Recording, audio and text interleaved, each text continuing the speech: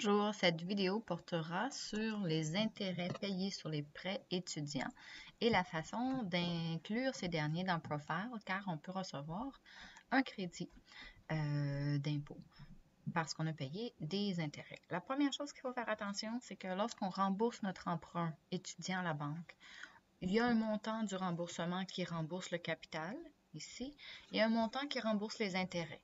Le seul montant qui donne droit au crédit, c'est le montant des intérêts. Pour obtenir ce montant-là, le mieux, c'est d'aller voir notre relevé annuel de la banque. Donc, il est produit du 1er janvier au 31 décembre. Il va être produit un petit peu dans le début janvier et il va nous donner cette information-là.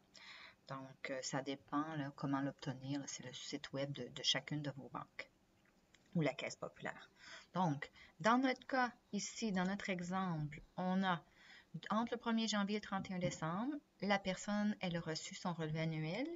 Elle a remboursé 1200 $. Donc, le paiement était de 1200 $ à son prêt étudiant. De ce montant-là, il y en a 400 $ qui étaient pour les intérêts. Donc, c'est le 400 $ ici qui nous intéresse, puis qui va être inclus dans notre déclaration d'impôt. Comment est-ce qu'on fait ça? On va dans Profile, le formulaire s'appelle Prêt étudiant. Et ce qui est important, c'est de marquer le prêt avec l'accent circonflexe. Sinon, dans le champ de recherche, il ne nous le donne pas. Donc, prêt étudiant. Donc, si notre prêt est, mettons, à la Caisse populaire, on marque Caisse populaire. Et les intérêts payés ici étaient de 400 $.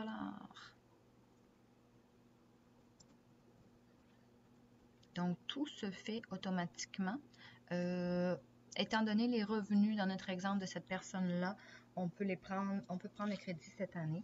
Sinon, ça pourrait être reporté à une année ultérieure. Donc, si vous avez des très petits revenus et vous ne pouvez pas prendre tous vos crédits non remboursables, les intérêts sur prêts étudiants peuvent être reportés à une année future. Donc, ici, 400 $ d'intérêts payés, c'est tout ce qu'on a à faire pour entrer l'information dans Profile. Si on va voir dans la déclaration du Québec, où l'information est entrée, on va aller ici dans le TP1 sommaire. Ça nous permet d'avoir juste l'information qui contient, juste les lignes qui contiennent des montants. Intérêts payés sur prêt étudiant, 400 $, et ça va être un crédit à 20 % pour calculer l'impôt économisé. Donc, il est très bien rentré. Si on va voir dans les déclarations du Canada, donc dans nos crédits, là, je suis dans la longue. Hein, il y a beaucoup de zéros. Pour aller dans la courte, je vais aller écrire T1 sommaire. Et là, je vais avoir seulement les lignes où il y a des montants.